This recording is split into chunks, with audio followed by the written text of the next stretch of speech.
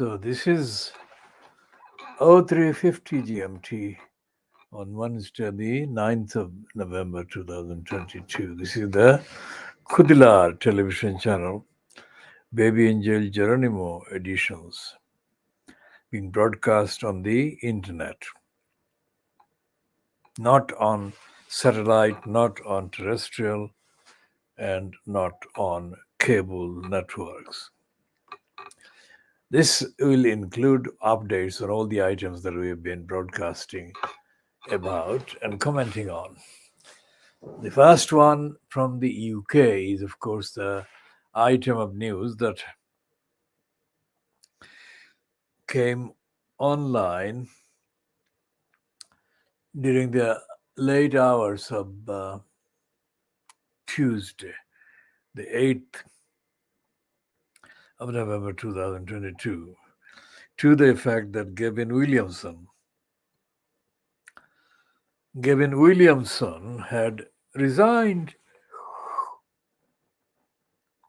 Gavin Williamson had been forced to resign under the weight of evidence that could not be denied, despite the fact that he kept being reported as denying that he had bullied colleagues while he was in post as the Minister of Defense. So this one, like on the Daily Star on page 1 of Tuesday, said, Rishi, I back Thicko. Now this means that Rishi has now been confirmed as the Thicko, because the Star said on page 2, sort out Thicko's bullying, pressure on PM to sack Gab. PM Rishi Sunak is under growing pressure to act over bullying claims against Gavin Thicko Williamson. Now, this means that Gavin Williamson has now made it inevitable for Rishi Sunak to sort out Cruella, Suella, Ibila.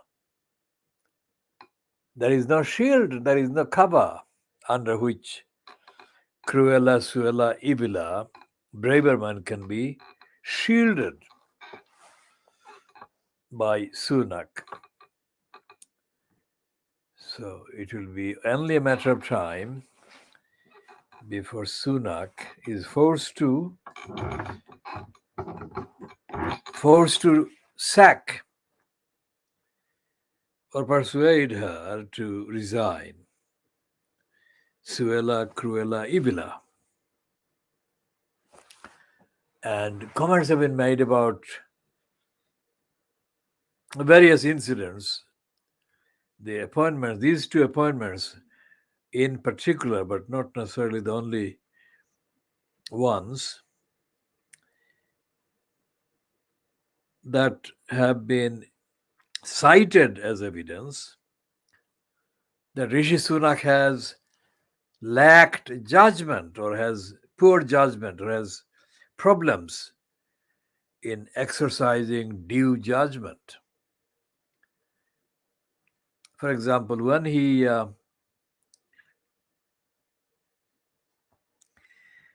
he told King Brian, that is Charles, not to go to the COP27 gathering in Sharm el-Sheikh in Egypt. He did that by issuing accompanying excuses against the summit itself. For example, one of his cabinet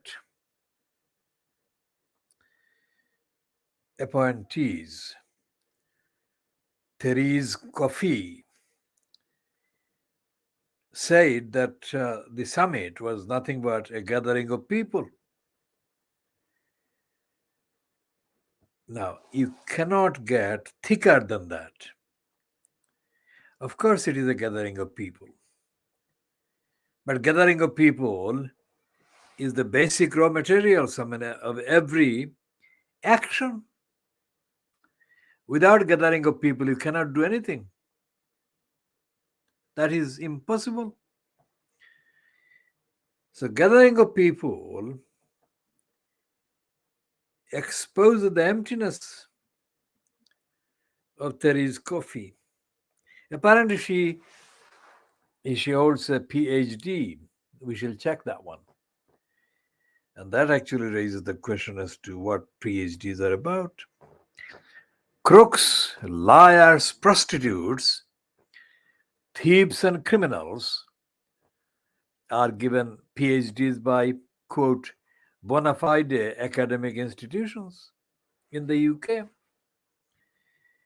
The so-called Russell Group of universities, which includes the University of Birmingham, which is one of the most corrupt universities in all of England. The University of Birmingham, as a Russell Group of University, expose its poverty and stupidity and incompetence and lack of fitness for purpose by awarding a PhD to a Bengali criminal, crook, midget, Ali Asghar. Ali Asghar is a midget and a criminal and crook who also fucked up his own daughter's career. His daughter struggled to have a practice, solicitor's practice, based at an office in Whitechapel Road, not far from the East London Mosque. Now, the midget, the crook Ali Asghar, who had already gone on retirement twice over, insisted, think about this, that he join his daughter's practice as the practice's manager. And the midget criminal, Ali Asghar, fucked up the solicitor's business because when it came to filing mandatory accounts and reports and so on, as required by the Solicitors Regulation Authority, SRA, this particular practice failed. And when the SRA investigated, it was found that the midget, Ali Asghar, the crook, did the fucking up. The other members of the business, other licensed solicitors, were really blameless. It was the midget Ali Asghar who fucked up. So to cut a long story short, the solicitors' disciplinary tribunal ruled against the practice. And effectively, it became discredited, so discredited that the midget Ali Asghar's daughter's other innocent kind of colleagues escaped, fled the business, as did the midget's own daughter, and she shut down the business. And as far as we know, the midget Ali Asgar's daughter is no longer in practice as a licensed law trading solicitor, all down to the fact that the midget Ali Asgar fucked up. The fact that he did that, the fact that he imposed himself on the attempted licensed law trading business of his daughter, showed the absolute cognitive cognitive basic cognitive dysfunction on the part of the criminal midget Ali Asgar. Now, how on earth did the University of Birmingham decide that this criminal deserved a PhD? And the PhD that they gave him is an absolute midgety pack of lies. We shall be devoting a very full series of investigative broadcasts on the midget Ali Asgar and how he fucked up. We go back to the Thicko, Gavin Williamson. And as one of the two Sky News press previewers, Kevin Schofield said on Tuesday night, while he was appearing along with Madeline Grant of the Barclays Storygraph on the program presented by Anna Botting, the fact that Rishi Sunak appointed these two morons, criminals, Gavin Williamson and Cruella Ivila Suela, showed Sunak to be lacking judgment. Now, the same identical opinion had been kind of expressed by others in the previous 72 hours about Rishi Sunak. Now, when he said that King Brian shouldn't go to the Sharm el-Sheikh COP27 summit,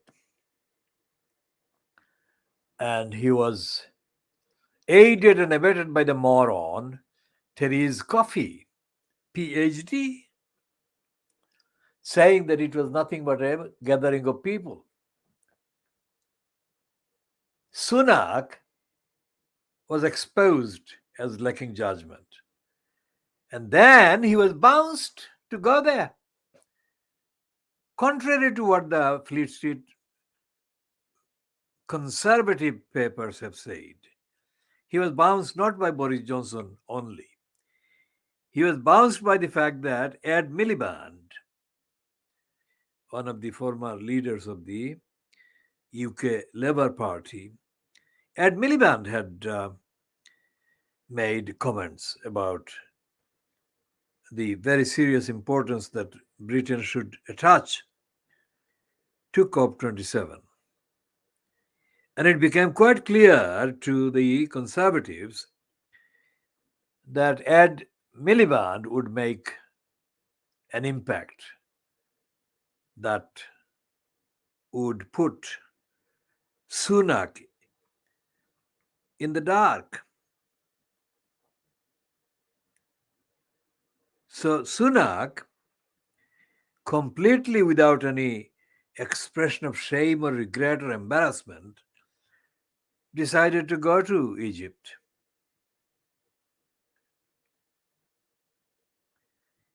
Now, whatever he has said there during the first day's proceedings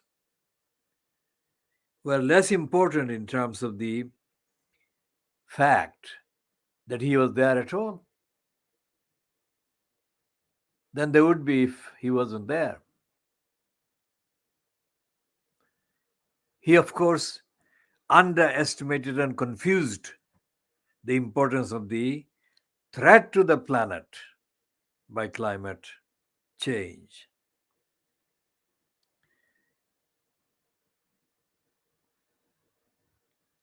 And Sunak is going to come to have to decide on the details of the various serious cuts that he's planning to impose on society, the most vulnerable people, especially as the cost of living crisis deepens by the minute.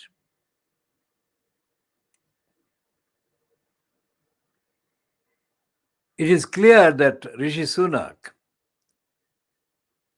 as pointed out by commentators, including by Polito and Beyond the Guardian, effectively in words to the effect, I'm not quoting Polito and Beyond this minute, but I'm saying that I'm saying based on her observations, I'm making my paraphrased kind of quotation, if you like, on her kind of comment about Rishi Sunak. And I'm making it more effective and straight and direct. That Sunak sold his soul to the Satan. Or Sunak sold his soul to the series of Satans controlling the current Conservative Party, cabal.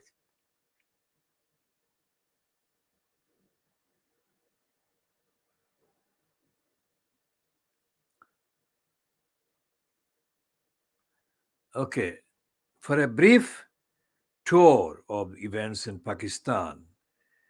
Now, there are two things that the Pakistan Tehreek-e-Insaf have been very concerned about. Whether the technical formality of the FIR not being filed has changed or not in the meantime, I don't know. But let's say that even if it's changed, the delay, the inordinate delay in filing the FIR, what is called the First Information Report, which is a criminal law action formality that is observed in India as well as in Pakistan, FIR. And it's the first formal point of any criminal investigation on a serious crime. And the Pakistan Tehreek-e-Insaf leaders have observed correctly and on the facts that 3 days were too long. Over 3 days after or since the attack on Imran Khan, the government, the state, had not filed or provided the filing of the FIR. Now they put that in context and included the assassination in Kenya of a journalist. And again, the Pakistan government had not taken steps to get the Kenyan police to do the equivalent of the FIR on the murder of that journalist. So the Pakistan Tehreek-e-Insaf were identifying a pattern of illegality, a defiance of the rule of law, and the defiance of the compliance of due process as objectively internationally understood and as required. And that pattern fitted everything else that the regime, the central government regime, the so-called federal government regime in Pakistan had been following or perpetrating. All of these add to the pressure on the regime fronted by Nawaz Sharif's brother, Shahbaz Sharif, to take urgent steps to hold the overdue free and fair election. So that is the kind of contextual background before the headline updates. I cannot say what the headlines have been in the last 5-6 hours. I shall check and add the updates during the remainder of this particular edition. We have been on this broadcast for 21 minutes. Then there is this question. In India, the Gujarat province or state, the massacre of the children and the men and women innocently observing or enjoying or trying to enjoy the Diwali celebration on the bridge in a place called Morbi. Now, depending on the actual linguistic interpretations, Morbi could be said to be one meaning or one word for death as well, or will die as well if we extend it to Bangladesh or Bengali language, Morbi. And it appears that, contrary to the initial denials by the perpetrators who lied about the repair of the hanging bridge or Jultu pool, they had not done the repair at all. They had actually painted the surface of the bridge. Now, as Shunanda Datta Rai has belatedly commented, we pointed out immediately that on the day that this was happening in Morbi, the liar, the criminal, Narendra Modi was boasting about airplane doing the contract with India, thus showing that India had futuristic technology, dependable, predictable and reliable technology, and everything else was reliable with India. And that boast was published by the idiots of the Times of India next to the item about the Morbi massacre. Of course, the Times of India don't call it the Morbi massacre, but we call it the massacre. Just like we have been the only ones calling the Grenfell Tower massacre, the massacre, not accident at all.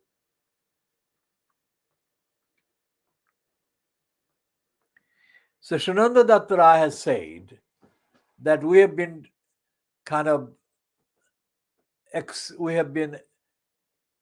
inundated. That is, I'm paraphrasing Shananda Datta Rai now. We have been inundated regularly on a daily basis that Gujarat is the place where things are happening. Everything is perfect.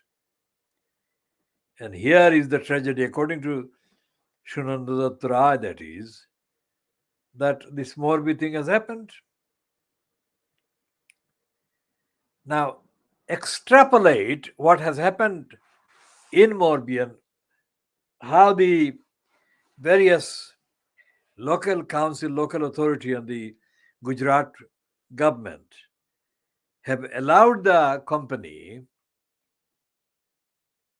to behave in a murderous way. Extend that, extrapolate that kind of ratio, that relationship across all the companies and operatives in Gujarat, as well as in the rest of India. And you can see that not only is India not only is India, that is Indian business, Indian big business, not only are they not reliable, dependable, futuristic, and all the rest of it, they are the opposite, which is exactly what the facts say. Not that we want to say that for the sake of it.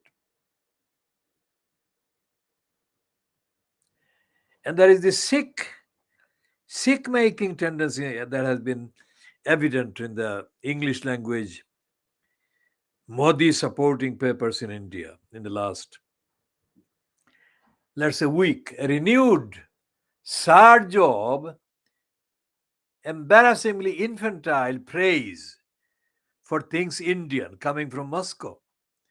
Russia is praising India for this. Russia is praising India for that. Russia is aid.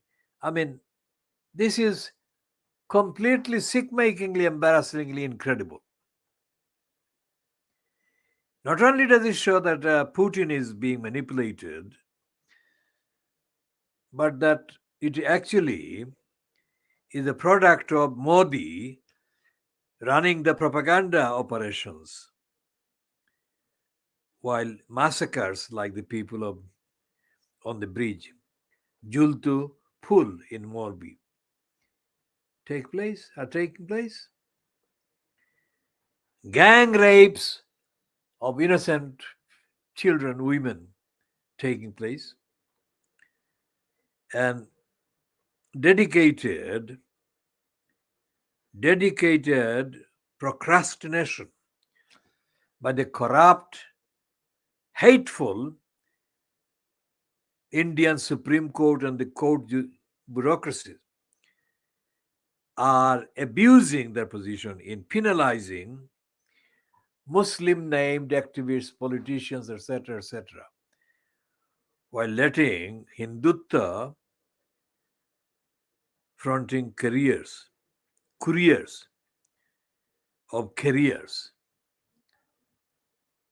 to get away even after committing serious murders and crimes and rapes and violations. About the linguistic note that we said a few issues back or months back concerning the film in which the late Punit Rajkumar appeared along with Radhika Pandit. There was a scene in a cafe where Radhika Pandit and Punit Rajkumar were sitting in a cafe. And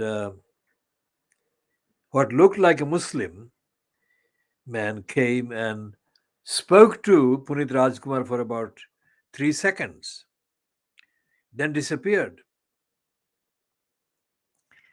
And Radhika Pandit expressed one of the most stupid, ignorant, insulting, hateful, corrupt surprises. She expressed surprise that Punit Rajkumar spoke in a language, in the Urdu language at all, as if Urdu language didn't exist in India, and that Radhika Pandit had only come across the sound of the Urdu speech at that moment for the first time in her entire life. But Punit Rajkumar, contrary to the hero worship that followed his death, turns out to have been a creepy, dishonest opportunist as well in that particular scene. Instead of telling the truth about Urdu, being a natural part of the Indian languages, he capitulated to her and tried to accommodate her and kind of said he was kind of being generous to these words to that effect. We shall dig up that particular scene and play it and actually report on the actual dialogue. As the entry on the late Naushad Ali, Hindi cinemas, one of Hindi cinema's greatest artistic directors and conductors, says he, he was one of the greatest directors ever. And Naushad Ali did his work in Urdu and Hindi. As have other great artists that have made Hindi cinema what it is. So whoever wrote that script, that movie in which Radhika Pandit and Punit Rajkumar played the disgusting, hateful, in denial kind of role, should be prosecuted for defaming the whole of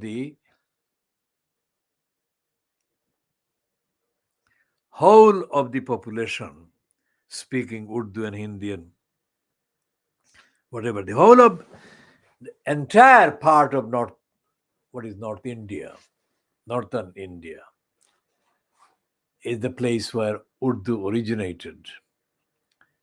What is now Uttar Pradesh and other places. And Urdu flourishes because it's a beautiful, expressive language, just as Hindi is. And one of the most popular numbers that has been being performed by so many artists, singers.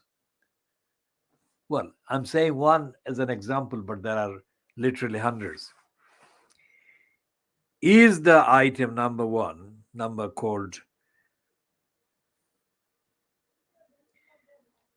Aaj Jaane Ki Zid Na Karo. It is so widely popular because of the depth and the spirituality. It's written by a Muslim man, and it has been lyrically arranged by Muslims, and it's fantastic. If anyone watching that particular dialogue between Radhika Pandit and Punit Rajkumar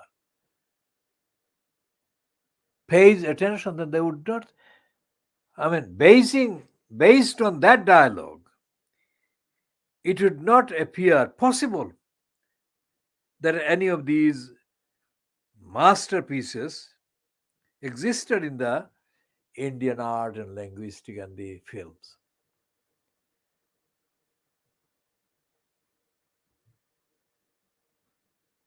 Lata Mangeshkar, her greatest teachers have been Muslims, Urdu speakers.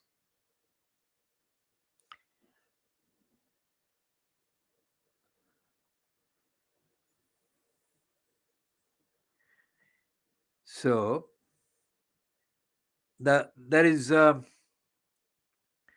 initial stupidity by the Times of India, which, I mean, it sucked up to Narendra Modi, the criminal, by saying, writing a stupid piece like saying, a teary eyed prime minister paid tribute to the victims of the Morbi. There's a disaster. Teary eyed. How the fuck? Modi has no compassion at all. Modi is a proven criminal who was complicit in the 2002 Gujarat massacre of Muslims, when he was one of the people who stopped the police from intervening and protecting the victims of the anti-Muslim massacre that was going on. And Modi has not been tried for 20 years. In fact, for his crimes against the Muslims and against humanity on that occasion, Modi has been rewarded by the Hindutva Brigade, which has put him since 2014 in the post of the Prime Minister of India as a reward.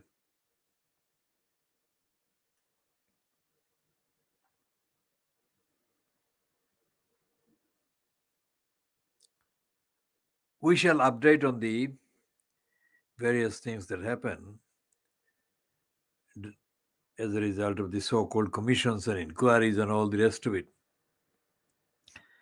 that have been set up after Morbi. Of course, many of those would be manipulated to exonerate the guilty parties. But if justice is to prevail, then Modi should be held accountable for presiding over the country, which has been letting down people, exposing people to severe consequences due to the lack of security that the people have been subjected to.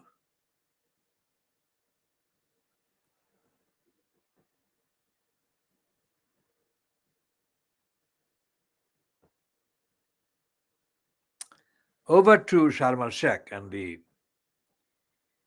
so-called row between the rich countries and the poor countries about the reparations that should be paid to the poorer countries by the richer countries, because the richer countries are the ones who produce the greatest weight and amount of pollution that is destroying the planet Earth, literally.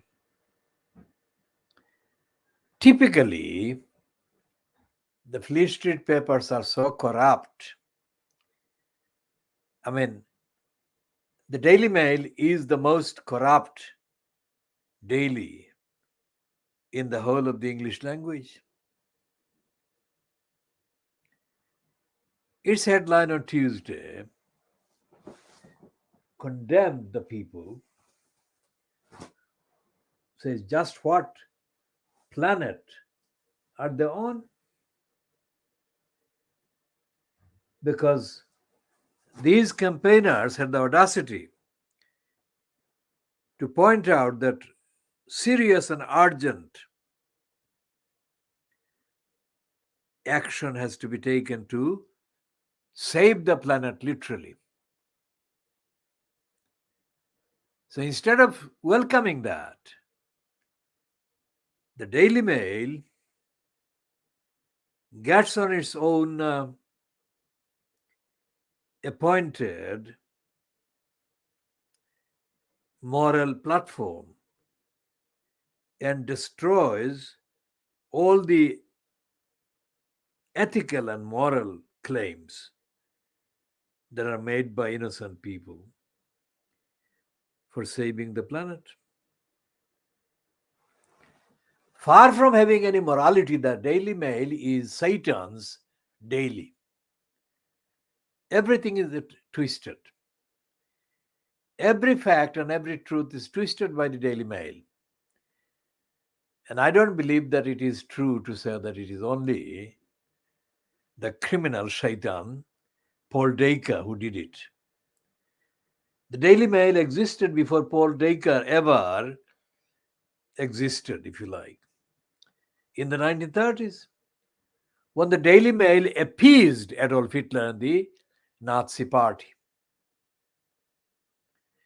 So the Daily Mail is continuing the same agenda of appeasing the likes of the Nazis. And it can only be doing this if it were the daily newspaper carrying the message of Satan. Satan, as described in Surah Al-Isra in the Holy Quran.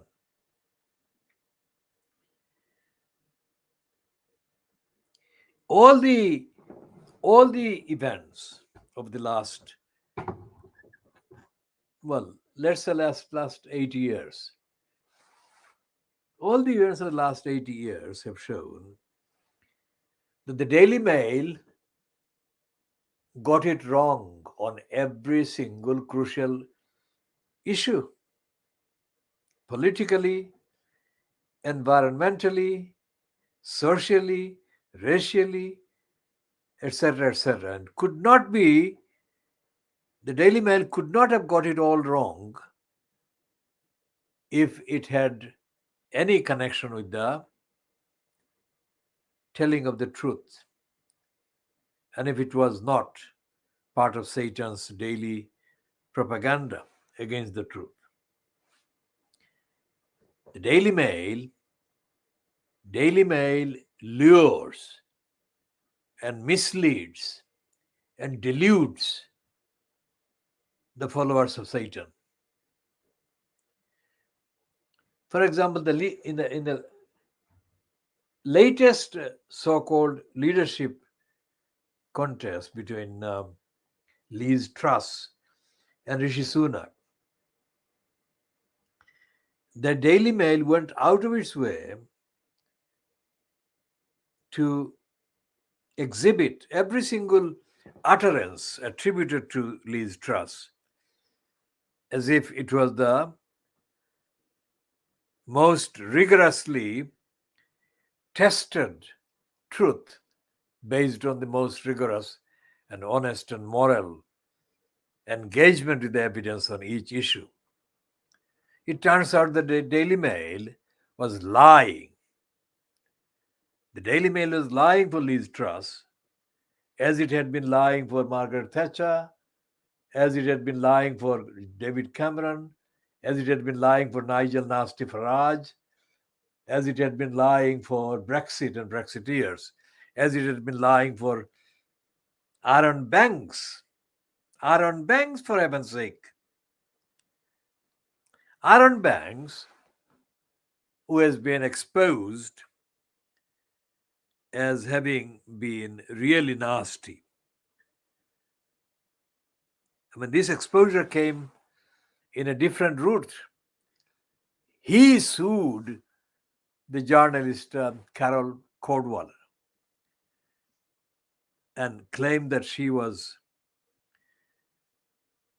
publishing untruth about his role in Brexit and his kind of source or sources of his multi-million pound claimed wealth. It turns out that his bid to say that she couldn't publish any of those things were rejected by the court because somehow Carol had the advice of people who understood the concept of public interest justification for publishing facts that are otherwise private, and so on. And as Carol Codwalla made most of our journalistic reports available through the Guardian and the Observer, she was using the perfect platforms. Now, of course, the contents of the ruling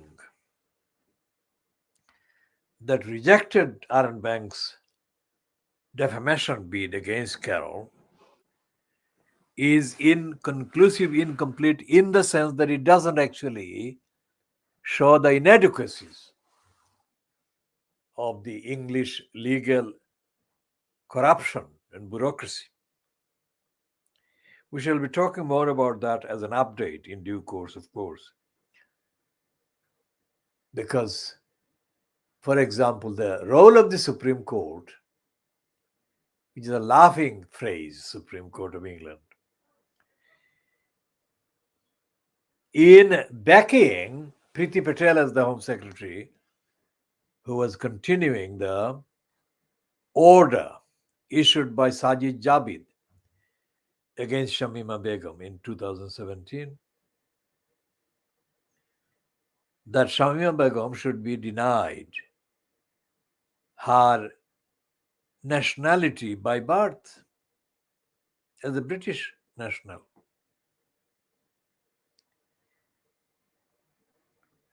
That has been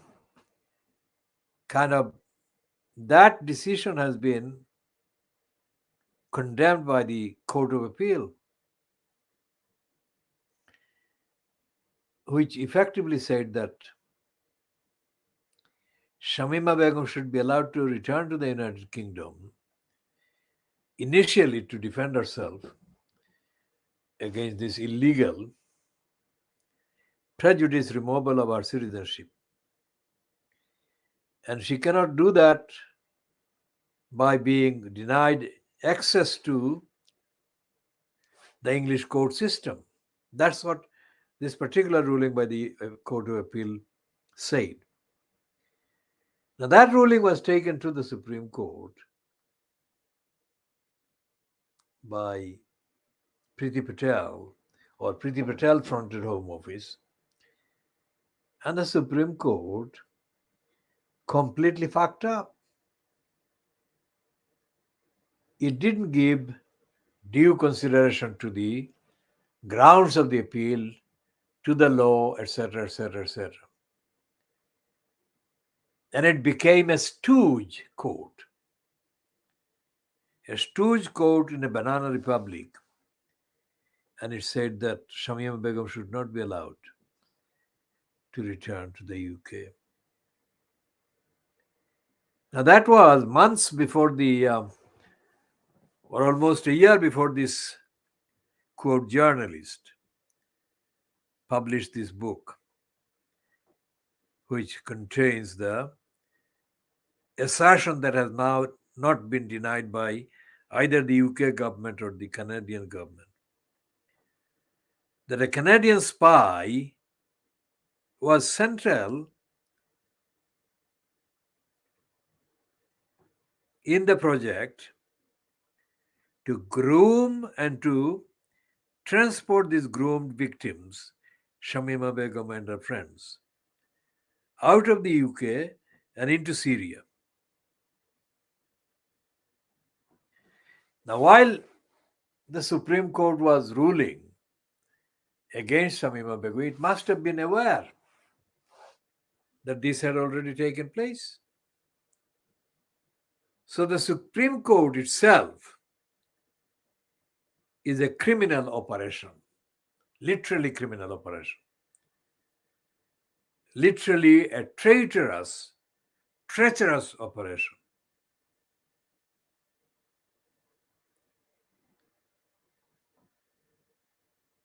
Now, when Meg Hillier, the Labour Party member of Parliament for Hackney constituency, when she asked a question in the UK House of Commons, saying words to the effect that Suella Cruella Braverman had broken the law. What more illegality or wrong did she have to do in order to be sacked by Rishi Sunak? I'm paraphrasing, of course, not quoting, but I'm paraphrasing correctly. The camera zoomed on Suella Braverman sitting on the opposite side, and Braverman shook her head when Mag Hillier said that Cruella Suella had broken the law or laws. Now, the shaking of the head suggesting that Mag Hillier had got it wrong and that Suella Braverman had not broken any law. Now, that is an absolute, grotesque, absurd, unacceptable audacity on the part of the criminal, Cruella Suella Evila, because she has committed multiple breaches of the rules and she has committed multiple crimes. So we shall be continuing to update and due report in due course. There is a there is a kind of crafty insert in the Sharm al Sheikh scenario. The thug Boris Johnson has inserted himself there. How the fuck? Looking at everything that he has ever said about money and about greed, Boris Johnson, on the record, on his evidence, on the evidence of his life so far, career so far, could not care less about the climate.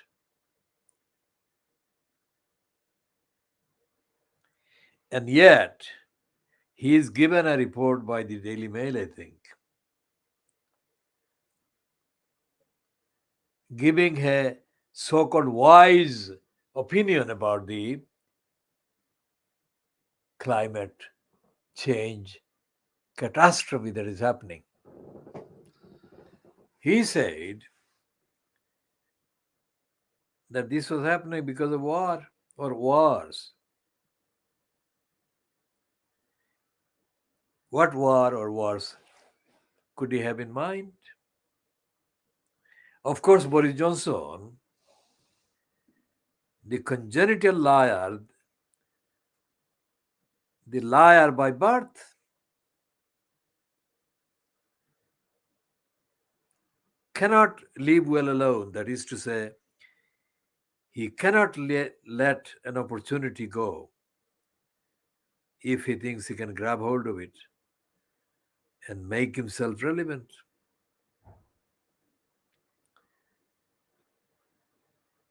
He is, of course, lying in presenting his image as somebody who has been concerned about the causes of wars and the causes of the destruction of the planet Earth.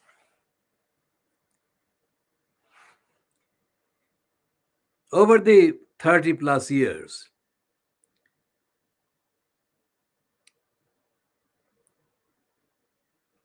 let's say counting the 30 plus years from a particular point where he was appointed as a reporter for a newspaper and based in Brussels at that time. People who were in Brussels for other newspapers and news organizations of Britain, all of them observed that Johnson was lying, making up things as he was filing as the Brussels correspondent of the Times or the Telegraph, whatever it was, whichever it was. So he could not get even that right. And now they are presenting him as a wise person.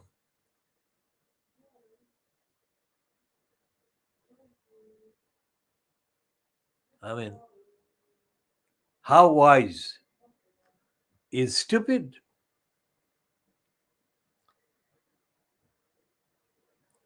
On greed, he says greed is good.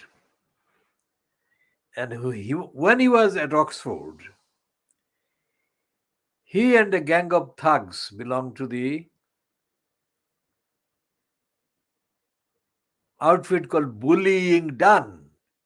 This is my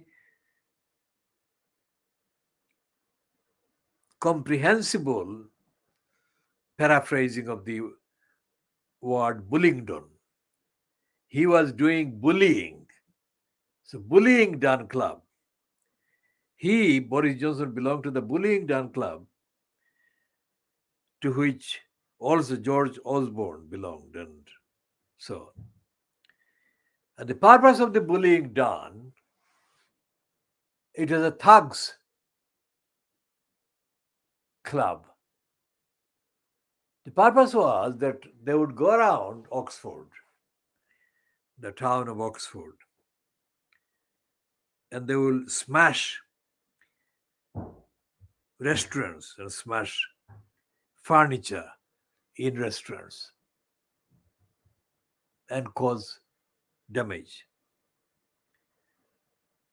How can he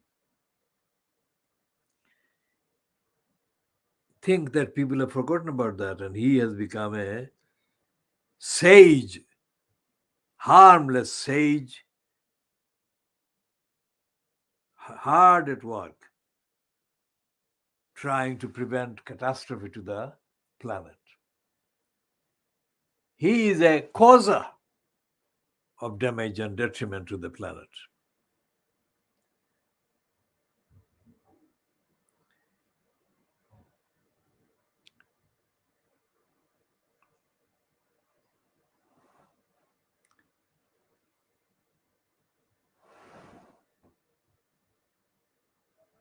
So then he writes, well, he doesn't write, he actually telephones a man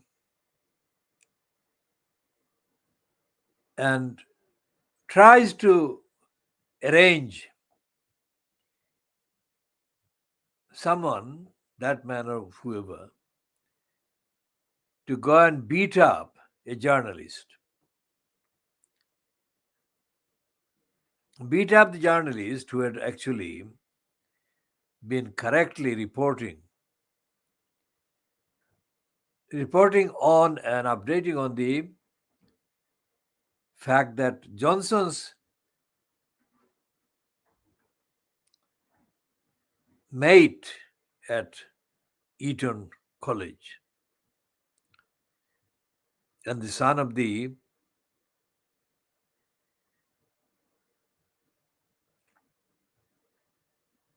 well, the son of the woman who is no longer alive, the Iranian woman who turned like a Suella Braverman after she married the British man called Guppy. So this woman called Shusha Guppy, an Iranian but completely disengaged from Iranian culture and become a mental slave to everything anti-Iranian, anti-Muslim. So Shusha Guppy's son, Darius Guppy. Shusha Guppy's son, Darius Guppy, was a close school friend of Boris Johnson. It's a public school.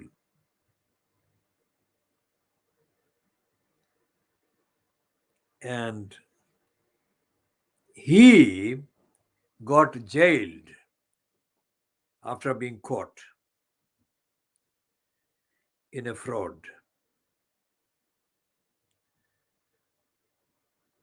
Now, the reason why Boris Johnson got involved in the telephone call with somebody to beat up this reporter who had reported on the friend of Johnson's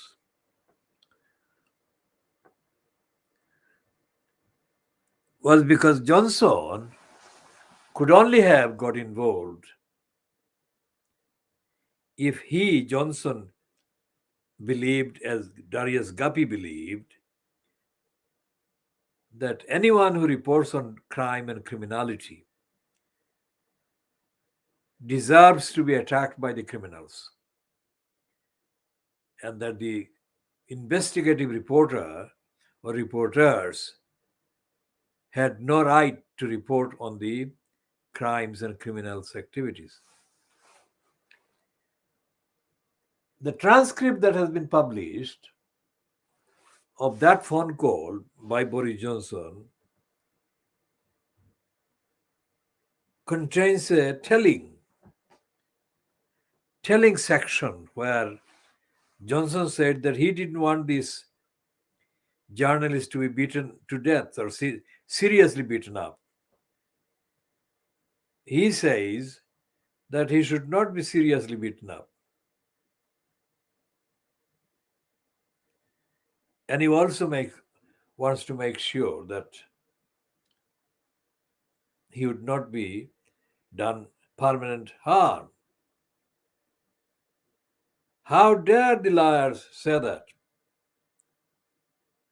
Because he didn't know, and he had no way of knowing, that a third person going to beat up another person would not do serious damage or fatal damage. The fact that Johnson even made that phone call that early on in his career showed that he is a born criminal himself.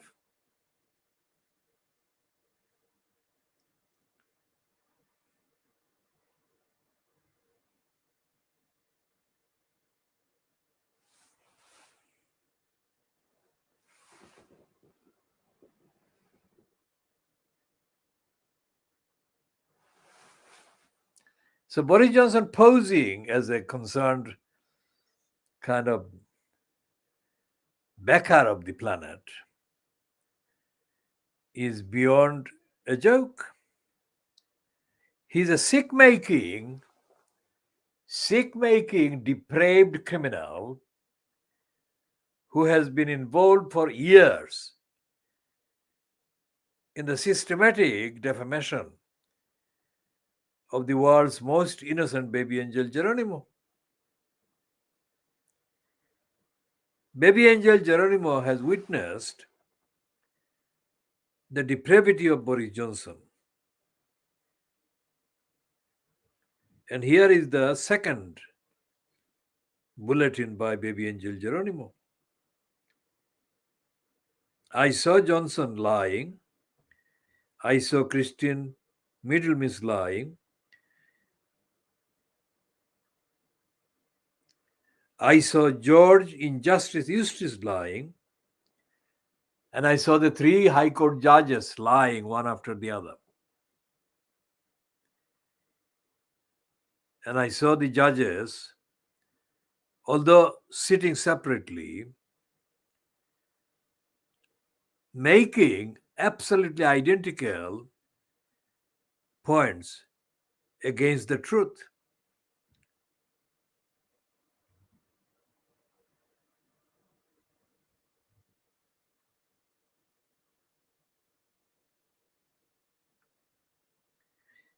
I saw the publishing of various kind of updated versions of lies by the depraved DEFRA in response to demands that they stop lying against me.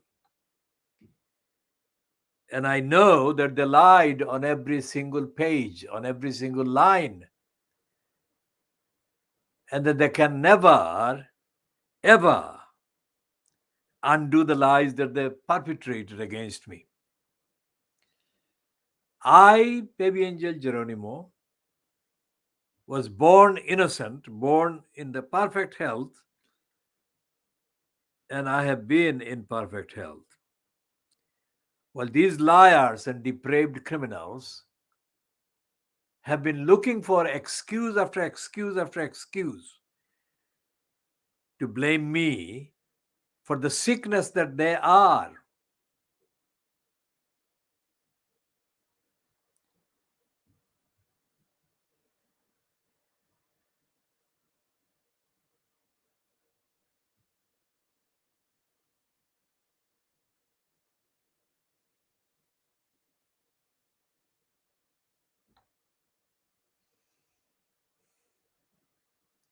So we shall be, for the time being, ending this edition at 1 hour 6 minutes